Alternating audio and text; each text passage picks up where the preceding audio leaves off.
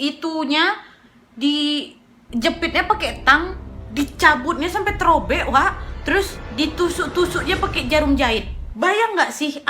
Inilah malasnya aku tuh kalau bahas. Hai, wassalamualaikum warahmatullahi wabarakatuh. Terima kasih sudah klik video ini. Oke, di video kali ini aku akan kembali membahas sebuah cerita kriminal. Kalau request dari wak-wak semua soal konspirasi musisi dunia, yang paling banyak itu adalah Freddie Mercury. Untuk kasus kriminal, jujur yang paling banyak kalian request itu adalah soal si kakak ini lah, Wak. Dan memang request ini tuh udah ada sejak lama kali. Waktu aku tengok Junko Furuta, aduh, ya aku tahu sih, Wak, memang channel ini tuh spesialis kisah-kisah kriminal. Tapi gini-gini masih agak nggak tega juga aku sama kasus ini tuh loh, Wak. Mungkin antara kalian tahu sendiri kan kisah ini. Kasian kali, sadis kali itu loh, ha? Satu, udah lah ya dia sadis. Kedua, korbannya cewek. Ketiga, mending lah langsung dibunuh. Ini disiksa dulu. Dan terakhir yang bikin aku dongkol kali, ini pelakunya tidak diadili seadil-adilnya, Wak. Jadi aku tuh tahu, aduh janganlah, tolong jangan request Junko Furuta please. Kisah yang kayak, aduh ini menyedihkan banget tuh loh. Coy, amit-amit auzubillah min zalik, Nat. Tapi karena memang request ini tuh banyak kali dari kalian, dan aku juga gak mau mengecewakan kalian. Tapi aku harap ya, Wak, ya, selain memang kisah ini aku kasih buat kalian sebagai tambahan kisah-kisah kriminal kalian, tapi yang jelas aku sangat berharap, dan kita semua mengharapkan kejadian si Junko Furuta ini jangan pernah terulang lagi dimanapun dan kapanpun. Dan semoga dari kisah ini kalian siapapun itu juga tetap terus berhati-hati dimanapun dan kapanpun juga ya, Wak, ya. Oh, jadi aduh aku gak kuat lah bahas ini. Udahlah ya, gimana ceritanya? Check it out. Jadi, Wak, Junko ini adalah seorang siswi dari sekolah menengah atas di Jepang yang diculik, disiksa, diperkosa, dan pada akhirnya dibunuh di tahun 1980-an. Kasus pembunuhannya ini dikenal dengan kasus pembunuhan siswi SMA yang disemen di dalam tong. Jadi memang setelah dibunuh, Junko ini mayatnya dimasukin ke dalam drum, terus dicor pakai semen gitu loh, Wak. Dan pelakunya ini adalah 4 remaja berandal yang bernama Hiroshi Miyano, Jo Ogura, Shinji Minato, dan Yasushi Watanabe. Nah, sebelum dibunuh kan dia diculik kan, Wak. Ada lebih dari 100 orang yang mengetahui soal penahanannya si Junko ini, tapi diantara mereka tidak tahu harus berbuat apa atau tidak berani melaporkan polisi, dan sebagiannya juga ada yang ikut serta dalam penyiksaan dan pembunuhan ini. Nah, kenapa juga ada yang gak berani ngelapor polisi, Wak? Karena keempat pelaku utama ini merupakan anggota dari Yakuza. Sebelum aku masuk ke kronologi penahanannya Junko Furuta ini, aku mau ngajak kalian untuk melihat sedikit latar belakang dari Junko Furuta ini ya, Wak. Check it out! Nah, jadi si Junko ini lahir di sebuah daerah bernama Misato. Dia bersekolah di Yashiomi Nami High School dan juga merupakan karyawan paruh waktu di sebuah perusahaan. Dia anak kedua dari 3 bersaudara. Dia tinggal dengan orang tuanya bersama abang dan adik laki-lakinya. Nah, sebelum penculikannya, si Junko ini sudah diterima sebagai karyawan tetap di sebuah perusahaan elektronik, Wak, di mana dia siap bekerja ketika sudah lulus sekolah nanti. Junko ini dikenal sebagai siswi yang periang, pintar, dan banyak teman gitu di sekolahnya. Dan dari segi fisik, dia tuh juga mempunyai paras yang lumayan cantik, Wak. Nah, salah satu temannya yang juga merupakan pelaku utama yang bernama Hiroshi Miyano naksir, Wak, sama dia. Memberanikan diri dia datang ke Junko, menyatakan cintanya dan ngajak dia jalan-jalan. Tapi si Junko ditolaknya gegara dia tahulah ini si Miyano ini salah satu anggota Yakuza dan termasuk laki-laki berandal juga di sekolahnya. Nah, dari situlah, Wak, timbul dendam nih dari si Miyano. Oh, kau berani-berani kau nolak aku ya. Nggak tahu kau nih aku siapa gitu. Sakit hati dia. Kayak ngerasa direndahin gitu sama si Junko. Dan dari situlah si Miyano ini berencana untuk membalas dendam ke si Junko, Wak. Dan akhirnya tibalah hari kesialannya si Junko ini, Wak. Kenapa? Karena pada tanggal 25 November 1988, si Miyano ini sama kawannya yang namanya Minato lagi berkeliaran lah itu di daerahnya kan. Mereka tuh berkeliaran gak cuma main-main aja, tapi memang punya tujuan ingin merampok dan memperitu wanita-wanita lokal yang lagi berkeliaran di sana. Dahnya jam setengah 9 malam, sialnya lewatlah si Junko ini naik sepeda baru balik kerja. Dia kan kerja paruh waktu tuh. Dia gue set. Kelihatannya masih Miyano. Weh, pujaan hati aku, kata dia kayak gitu kan. Terus dipanggilnya si Minato, kawan ini kan, sini kau, kata kayak gitu. Apa, Wak, kata si Minato kan? Gini, aku mau narik perhatiannya si Junko ini biar dia bisa menerima cintaku. Bentar lagi aku sembunyi, nanti waktu dia lewat tolong kau cegat dia, kau tendang sepedanya. Nanti aku datang nih, Wak, pura-pura aku nolong dia, habis itu kalian kabur ya, kata si Miyano. Siapa sih namanya? Miyano ini Wak. Dah oke bos, tenang aja kata si Minato kan. Dah sembunyilah nih si Miyano. Lewatlah nih si Junko, soet dicegat betul sama si Minato. Dah keluarlah si Miyano nih sok-sokan mau nolongin kan. Diserbunya si Minato, lari lah itu Minato makan konnya. Nah udah selesai bantu si Junko, mulailah modus laki-laki itu kan. Aku antarin pulang ya kata si Miyano kan. Waktu itu sempat ditolak, udah nggak usah aku bisa pulang sendiri. Jangan nanti kok dicegat lagi kata Miyano. Ah iyalah kata si Junko ini, aduh kesian kali lah anak ini. Dah diantarlah pulang ini sama si Miyano di dalam mobilnya. Rupanya nggak balik ke rumah Wak. Mutar arah si Miyano ini ke sebuah gudang kosong gitu Wak. Si Junko udah agak panik kan. Ini kau mau bawa aku kemana? Bentar aku mau ngomong sesuatu sama kau kata dia gitu. Nah dahnya usaha lagi deh nih Wak. Dia bilang tolonglah kau mau nggak jadi pacar aku sayang kali loh sama kau kata dia kayak gitu. Tetep nggak mau si Junko nih Wak. Dahnya kesal dia kan. Mulai nih dia ngancam secara verbal. Dia bilang weh kau yakin nolak aku katanya. Aku nih Yakuza loh kata dia kayak gitu. Dahnya dicaci maki ya si Junko Wak. Sok cantik kau tuh memang ya. Kau pikir kau tuh siapa? Digini-gini. Dah diancamnya. Diperitukannya lah ini si Junko yang pertama nih di gudang itu. Dah lah digitukannya Wak. Gak puas dia bilang kau ikut aku lagi. Kalau kau berani macam-macam ku bunuh kau kata si Miyano kan. Dahnya dari gudang dibawanya lah si Junko nih ke hotel Wak. Terus di hotel si Miyano dipanggilnya lah kawan-kawannya si Minato tadi sama Jo Ogura dan susah kali nama orang ini. Jo Ogura dan Yasushi Watanabe itu. Dah disamperin sama mereka berempat, mereka nih di hotel sama si Junko berlima. Udah tau lah memang dasarnya berandal, dia berkeliaran malam aja pengen nyabulin cewek-cewek. Udah si Junko itu sendirian di sana, satu geng ya udahlah digilirnya lah itu si Junko. Aku sampai sini aja udah nggak kuat lagi loh. Udah lah pokoknya di hotel tuh digituinnya lah si Junko tuh nggak bergilir. Dan juga biar kalian tahu ini kelompok berandal berempat ini memang sudah dikenal sebagai PKK. Atau nggak PKK, kayak penjahat kelamin keliling tuh loh Wak. Suka nyabulin banyak-banyak cewek lah gitu. Bahkan diantara mereka ini sudah pernah masuk penjara gara-gara kasus itu terus dikeluarin.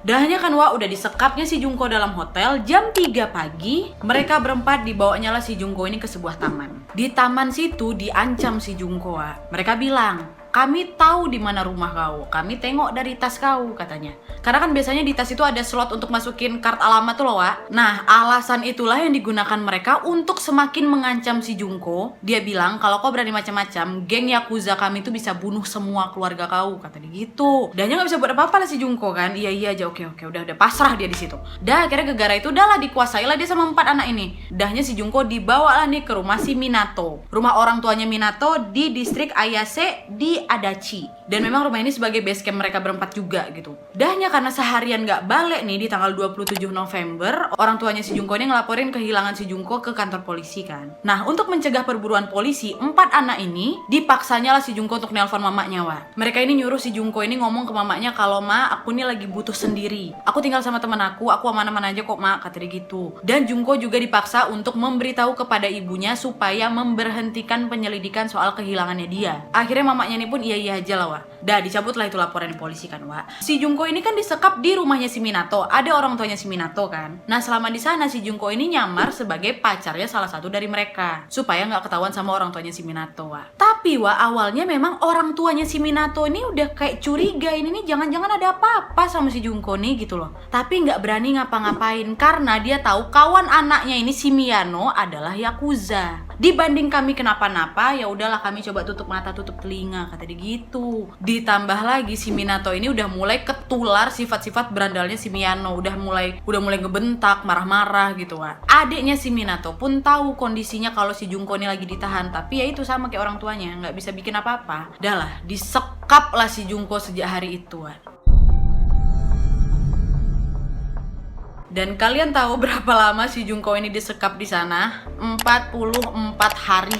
Kalau sekedar disekap ya udahlah ya, ini enggak Wak, disiksa, dipukulin, ditendang, diperkosa, dilecehin. Ini udahlah ya dihajar sama 4 orang ini. Nggak ada otaknya 4 orang ini, diajak aja juga kawan-kawan di luarnya Wak. Buat ngantemin si Junko ini juga. Untuk mereka berempat aja nih Wak ya, diperkosanya si Junko berapa kali? 400 kali. 400 kali. 44 hari kok disiksa, 400 kali kok diperkosa, berarti 1 hari. Aduh. Nah dia mulai sesak napas. Berbagai penyiksaan didapat sama si Jungko nih, Wak. Nggak dikasih makan, disiksa, diperkosa. Pernah ya, Wak ya, kasiannya aku sama si Jungko ini. Digantungnya si Jungko, kakinya di atas, kepalanya di bawah, dibikin kayak sarung tinju. Terus dipukul-pukulnya. Dijatuhkannya barbel ke perut kawan ini, Wak. Dikasih makan, dikasih, tapi apa? Kecoa hidup. Bayang nggak sih kalian? Dikasih minum, Wak, dikasih. Air kencing dia sendiri. Dan banyak lagi perbuatan yang sangat-sangat tidak senonoh. Aku nggak bisa nyebutin di sini, wah, abis aku nanti. Disiksanya tuh nggak sekedar dipukul, ditinju, ditendang, diinjak, nggak gitu, wah. Gimana ya cara aku bilangnya ya? Pokoknya ngantemin organ intimnya tuh loh, Aduh, saking nggak ada otaknya nih, Dimasukinnya beberapa benda-benda yang tidak pantas ke organ intimnya si Jungko ini, wah. Kayak bola lampu, kembang api, disundutnya rokok, dibakar pakai korek api, kelopak matanya dikasih lilin panas, Wak. Dahnya mohon maaf. Gimana ya, udahlah, itunya dijepitnya pakai tang, dicabutnya sampai terobek, Wak. Terus ditusuk-tusuknya pakai jarum jahit. Bayang nggak sih? Inilah malasnya aku tuh kalau bahas. Sumpah merinding aku. Kalian tengok nih. Dah lah kan, Wak ya, kayak aku bilang tadi, 4 anak gila ini kan gak cuma mereka aja nih yang ngantem si Jungko, manggil kawan-kawannya juga. Terus adalah nih 2 orang kawan lainnya datang juga nyiksa dan memperkosa si Jungko, namanya si Tetseo Nakamura dan Koichi Ihara. Dah ikut nyiksa, ikut perkosa, udahnya balik lah dia nih. Dahnya waktu balik ke rumah, si Koichi Ihara ini dikasih taunya ke adeknya, Wak, kalau dia tuh baru ngantemin si Jungko nih. Adeknya diaduinnya ke mama bapaknya, mama bapaknya diadukannya ke polisi. Akhirnya polisi datanglah nih ke rumah si Minato. Datanglah polisi nih, dikirimkan 2 orang petugas untuk memeriksa rumah Minato pada hari itu. Tapi kalian tahu, 2 petugas ini melaporkan gak ada perempuan di dalam rumah ini kecuali ibunya Minato. Mereka mengatakan kalau mereka sudah memeriksa segala ruangan, tapi tidak ditemukan Jungko. Jadi diduga itu laporan palsu. Tapi akhirnya nih, aku agak disclaimer sedikit. Setelah ditemukannya mayat si Jungko, masyarakat ngamuk nih sama polisi, terutama kedua polisi tadi. Karena masyarakat menganggap mereka berdua ini disogok nih sama Miyano, sehingga dia memikir laporan palsu. Kalau aja kedua polisi ini jujur, dia bisa nyelamatin si Jungko yang sudah disiksa selama 16 hari. Paling tidak si Jungko ini masih bisa hidup, masih bisa diselamatkan, masih bisa disembuhkan. Mungkin udah pulih dari luka-lukanya. Tapi sayangnya kedua polisi ini tidak melakukan pekerjaannya dengan baik. Akhirnya dipecat, Wak, secara tidak hormat. Dah lah, kan lanjutlah lagi nih ke hari-hari penyiksaannya si Jungko, Wak. Waktu itu di bulan Desember, si Jungko ini sempat menelpon polisi, Wak. Tapi sayangnya sebelum diangkat polisi, udah ketahuan sama Miyano. Dimatikan langsung sama Miyano kan. Udahnya polisi nelpon balik, Wak. Yang angkat siapa? Miyano lah, nggak mungkin Jungko. Enggak, Pak, mohon maaf, tadi salah pencet, kata dia gitu. Nah, ketahuan dia mau lapor polisi. Sebagai hukuman diapain si Jungko, Wak? Diambilnya bensin, disiramnya ke kaki si Jungko, dibakar ya. Gila nggak sih, Wak? Nggak itu aja, Wak, kalian pikir. Diambilnya botol, terus dimasukkannya ke si Jungko sampai membuat pendarahan hebat tuh loh, Wak. Dan gara-gara itu kejang-kejang lah si Jungko ini. Berhenti mereka? Enggak, tetap disiksa, tetap dibakar, kaki itu nggak dipadamkan sama mereka. Dah ada kayak gitu, masih hidup nih si Jungko, belum mati. Dilanjut disiksa lagi, diperkosa lagi. Sudah dalam keadaan kayak gitu, pendarahan hebat. Kalian pikir lah, kalian coba pikir. Nggak kepikir sama aku. Allah, na'udzubillah min zalik, ya Allah. Udah lah ya, udah diginikan kayak binatang kali, otomatis si Jungko ini dibilang, "Weh, tolong, weh, jangan siksa aku lagi.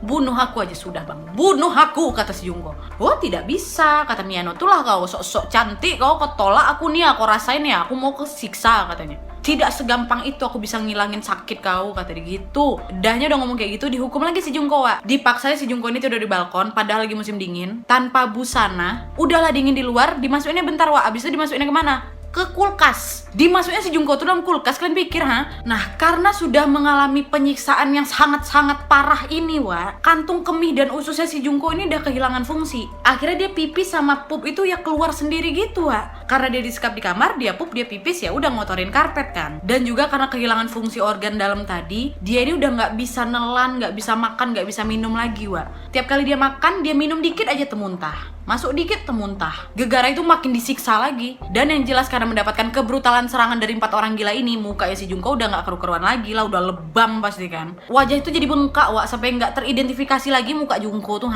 Gak muka aja, semua badannya udah gak berbentuk lagi. Badannya jadi lumpuh, ngeringkuk gitu. dan pasti mengeluarkan bau-bau tidak sedap yang membuat keempat anak gila ini kehilangan nafsu. Udah gak mau lagi diperkosa si Jungko kan. Akibatnya salah satu di antara mereka nyulik salah satu wanita usia 19 tahun yang lagi jalan malam sendirian juga sama kayak Jungko nih, Wak. Dibawalah ke rumah Minato lagi. Dah dihajar lah sama mereka lagi di situ. Udah puas dibawanya lah anak ini dibuangnya pinggir jalan.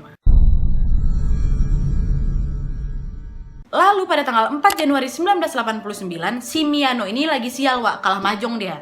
Kesal dia kan, balik dia ke rumah Minato. Karena frustasi dia kalah, Wak, diambilnya barbel, dihantamnya perut si Jungko, Wak. Dahnya diambilnya lilin, dikasihnya pertama lilin panas, terus dibakarnya mata si Jungko ini.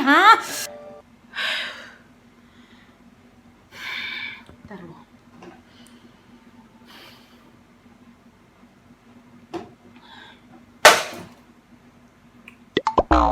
Jatuh. Nyari kerja aja, Dahnya kan, Wak, belum puas lagi, diangkatnya badan si Jungko, ditumbuk berempet nih si Jungko. Dah saking kencangnya, kejang-kejang si Jungko ini, Wak, kan udahnya jatuh dia. Diangkat lagi, dipukulin lagi, dihajar abis-abisan sampai akhirnya berdarah-darah pasti kan. Udahnya gara-gara memang ada beberapa luka yang terinfeksi, ada nanah-nanahnya juga tuh. Udah mulai kayak basah lah ini badannya karena cairan-cairan kotor itu. Berhenti mereka enggak, diambilnya sarung tangan kan, sarung tangan nih diambilnya, dipukulnya lagi si Jungko. Karena kalau nggak pakai sarung tangan kan kemungkinan darahnya si Jungko itu masuk ke kuku-kukunya pakai gimana gitulah. Pokoknya mereka pakai sarung tangan tetap dihajar si Jungko. Dahnya, Wak, diambilnya lagi bensin, disiramnya ke tangan, ke paha, ke perutnya si Jungko, tapi sebelah aja. Dah dibakarnya. Waktu itu masih sempat lah si Jungko nih kayak madam-madamin api di badannya itu kan, Wak, dengan segala tenaga yang dia punya karena kebakar. Kalian pikir aja. Dan kalian tahu serangan itu berjalan berapa lama? 2 jam. Disitulah akhirnya si Jungko nyerah, meninggal Jungko.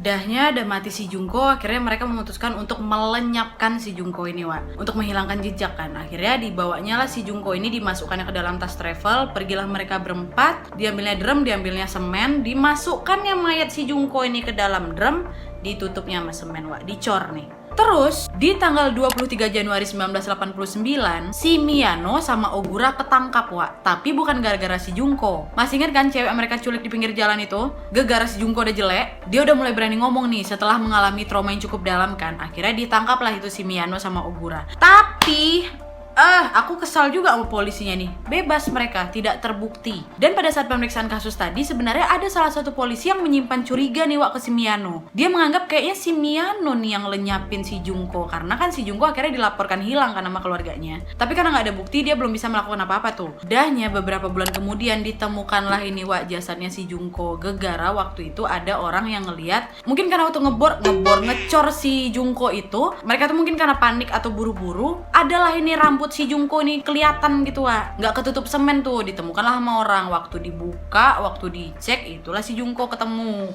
Dan biar kalian tahu, waktu ditemukan itu masih ada botol yang tertancap di Jungko, dan Jungko dalam keadaan hamil, Wak.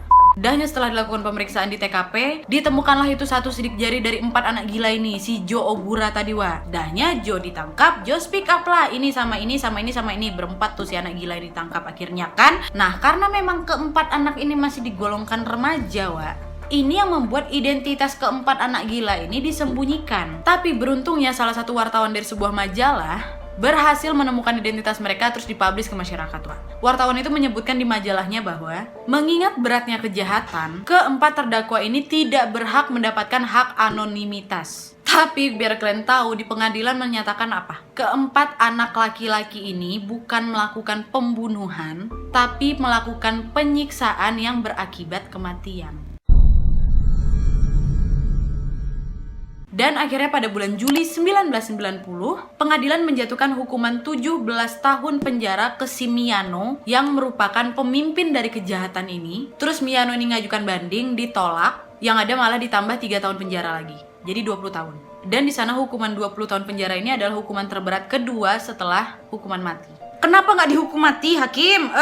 Dan waktu itu si Miyano berusia 18 tahun. Setelah kejadian itu, ibunya si Miyano ini memberikan uang pertanggungan ke keluarga si Jungko sebesar 425.000 US dollar setelah menjual rumah mereka. Nah, si Minato yang rumahnya jadi tempat penyiksaan dihukum cuma berapa tahun? 4 tahun. Udahnya sok-sok ngajuin banding kan, ditambah lagi 9 tahun. Jadi 13 tahun. Nah, nasib orang tuanya si Minato yang punya rumah itu nggak dihukum, Wak. Tapi putusan tidak menghukum kedua orang tua si Minato ini dianggap sangat-sangat tidak adil untuk keluarganya si Junko karena mereka mengetahui tapi menyembunyikan. Dan si Minato ini bebas di tahun 2003, terus balik lagi ke rumah orang tuanya. Yasushi Watanabe diberi hukuman penjara cuma 7 tahun dan bebas di tahun 1997, kemudian dia menikah dengan seorang perempuan Rumania, pindah ke sana juga. Shijo Ogura dihukum selama 8 tahun, bebas di 1999 dan ditangkap lagi di Juli 2004 karena penyiksaan dan dihukum lagi 7 tahun. Dan gak ada otaknya mama si Ogura ini, Wak. Didatanginya makam si Junko, diancurinnya, dikutuk-kutuknya si Junko yang udah meninggal itu. Dibilangnya apa? Gegarak kaulah kau ngerusak anak aku. Gitu, ini yang gak ada otak, ini mamanya apa anaknya nih? Dan yang makin gak ada otak lagi nih, Wak, ya, si Ogura nih kurasa yang memang gak ada otaknya. Ayahnya ini, aku juga nggak tahu ayah ini entah apa di otak dia bilang nih, kok kasih uang ini tolong kasih ke keluarganya si Junko, kayak uang pertanggungan lah, kayak Mama Emiano itu kan, nggak mau berhadapan langsung nih sama keluarganya. Oke pak, nanti aku kasih katanya kan. Nggak dikasihnya, dibelikannya barang-barang mewah, Wak. Ay ya Allah. Nah, si Miano, pelaku dari segala kebrutalan ini, Wak, tadi kan dia dihukum berapa? 17 tahun kan? Ditambah 3, 20 tahun. Bebas lah dia ini, Wak, di tahun 2010. Yang pada waktu itu dia tuh sempat mengajukan pembebasan bersyarat di tahun 2004 tapi ditolak. Udahnya, Wak, ketangkap lagi dia tahun 2013 karena dugaan penipuan. Tapi sayangnya dibebaskan karena bukti yang tidak cukup. Nyesek gak sih kalian? Dan yang jelas hukuman yang didapat oleh keempat anak gila ini sangat-sangat tidak adil, tidak bisa diterima oleh keluarga si Junko, tapi gak bisa berbuat apa-apa. Mereka menganggap sepertinya keempat orang ini sudah menyogok kepolisian. Dan aku juga menyadari kalau kerjanya kepolisian pada saat itu tuh nggak banget. Walaupun mereka masih tergolong remaja, tapi tindakan mereka ini ngalah-ngalahin serial killer, Wak. Kurang ajarnya lagi, selama persidangan tidak ada salah satu di antara mereka ini yang meminta maaf, Wak. Mereka cuma bilang kalau ini adalah kekerasan yang berakibat kematian. Udah gitu aja, kami nggak sengaja. Kesal nggak kalian? Dan yang jelas setelah mayatnya si Junko ini ditemukan, seluruh kerabat, teman-teman dekatnya, keluarga betul-betul ngerasa terpukul. Pada saat itu Junko dimakamkan tanggal 2 April 1989 dan juga ada beberapa pesan-pesan atau salam terakhir dari kerabat terdekat mereka, orang-orang terdekatnya si Junko. Salah satunya sahabatnya mengatakan, "Junko, selamat datang kembali. Saya tidak bermimpi kalau saya bisa ketemu kamu dalam keadaan seperti ini. Aku tahu kamu pasti kesakitan, sangat menderita. Kami tidak akan pernah melupakanmu, dan saya juga mendengar kepala sekolah kita sudah mengeluarkan sertifikat kelulusan untuk kamu. Kita lulus bersama. Junko, tenang ya. Sudah tidak ada lagi rasa sakit, tidak ada lagi penderitaan. Beristirahatlah dengan tenang." Ya Allah. Kebayang tuh loh kalau jangan dibayangkan. Dan juga ada majikan dari tempat kerja paruh waktu si Junko tua, di mana tempat dia bekerja sebelum penculikannya itu, di mana dia memberikan seragam terakhirnya si Junko ini ke orang tuanya, terus seragam itu dimasukkan ke dalam peti matinya si Junko. Dan kalian tahu, Wak, selama kehilangannya si Junko ini kan orang-orang panik, teman-temannya panik kan. Ada saksi yang mengatakan, saksi itu adalah orang yang berada di sekitar Miano. Jadi si abang ini kan juga ikutan panik, ikutan kayak mencari si Junko ini kan. Dia ngomong lah Miano, aduh kayak gimana ya kasihannya si Junko. Dia tuh udah kayak curiga. Si abang ini ngeliat si Miano tuh santai aja, ketawa-ketawa aja dia. Ya mana aku tahu dia di mana? Bukan urusan aku, kata dia gitu sama ketawa-ketawa, Wak. Oke, Wak, jadi itu tadi kisah menyedihkannya si Junko Furuta ini. Aku udah gak habis pikir lagi lah, kok ada orang kayak gini ya. Kau cuma gara-gara ditolak cintamu aja, yang orang pun gak ada yang tahu, gak juga dipublish sama si Junko. Wah, udah ku tolak si Miano gitu, enggak. Iya, amit-amit. Udah, aku nggak pernah mau bahas ini, tapi kalian paksa aku bahas ini. Tapi ya udahlah ya, resiko kau bikin channel kriminal. Oke. Aku ya berpikirnya kayak gini, kalau lah aku yang jadi mamanya si Junko ini, Wak, ku kebiri, ku bikin cacat mereka berempat itu biar aku masuk penjara. Enak aja, boy. Psikopat nanti ya. Bodoh amat kalau misalnya anak gue, coy, jangan disebut. Itu nggak adil menurut aku. Aku yang sakit hati, Wak.